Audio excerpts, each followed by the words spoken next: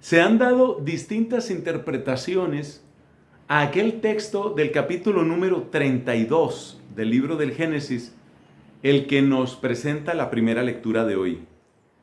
En ese texto tenemos la lucha de nuestro patriarca, nuestro querido patriarca Jacob, contra un ángel. Y se han dado distintas interpretaciones. Yo voy a comentar aquí solamente una. Observemos que toda la razón por la que Jacob lucha contra el ángel es porque espera una bendición, desea una bendición.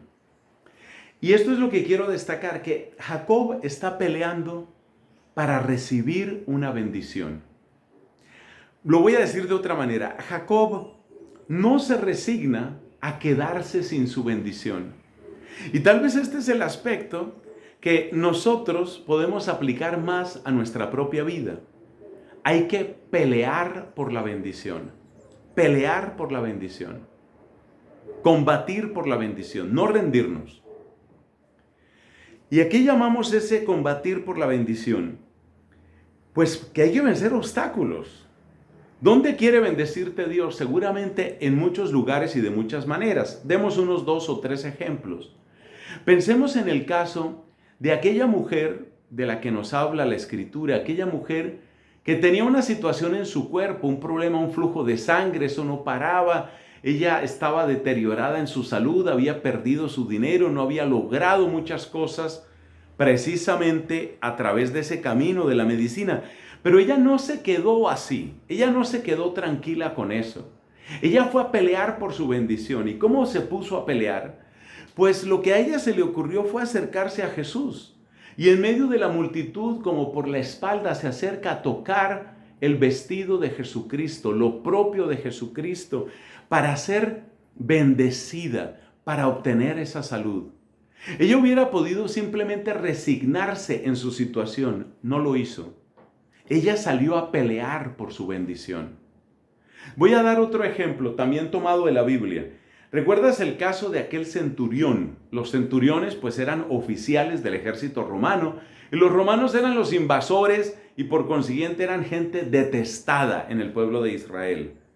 Resulta que Jesús es un profeta del pueblo de Israel, es un profeta hebreo y es un hombre con gran poder. Y este centurión, que tenía todas las razones para creer que Jesús lo iba a rechazar, porque a ver, el centurión no era circuncidado, no era judío, no pertenecía al pueblo elegido, no tenía alianza con Dios. Y este centurión, en esas circunstancias, se atreve a ir donde Jesús. Es decir, el centurión tenía todas las razones para sentir y pensar: estoy perdiendo mi tiempo, estoy en una empresa imposible, esto no tiene ningún sentido. Pero ¿qué hizo el centurión? El centurión fue y peleó por su bendición. Y te doy un último ejemplo también tomado de la Escritura. ¿Recuerdas el caso de ese papá que tenía un hijo con algo que parece que era como una epilepsia, pero además había una cuestión de autodestrucción muy rara? Era una epilepsia rara, era epilepsia, pero epilepsia con un plus, epilepsia con una complicación, epilepsia con algo feo. Pues de hecho había una posesión por encima, y además de la enfermedad física o neurológica, había una posesión diabólica.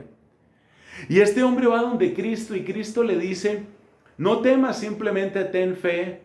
Y entonces le dice este hombre: yo creo, yo sí creo, yo tengo fe, pero ayúdame, ayuda a mi poca fe, dice este hombre.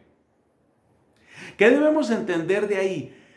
Que él mismo era consciente de que su fe era frágil, que su fe era imperfecta, pero ¿se detuvo por ello? No se detuvo por ello.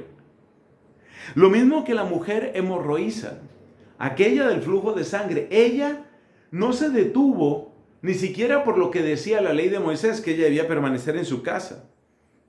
El centurión no se detuvo ni siquiera por el hecho de que era pagano, no era circuncidado ni nada de eso. Y este papá no se detuvo ni siquiera porque su fe fuera pequeña.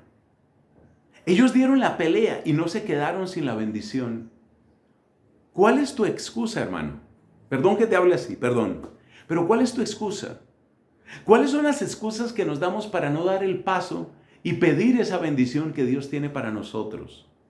Piénsalo, piénsalo por favor. Y sobre todo, más allá del pensamiento, tú también como Jacob puedes luchar porque hay bendición de Dios para ti. Amén.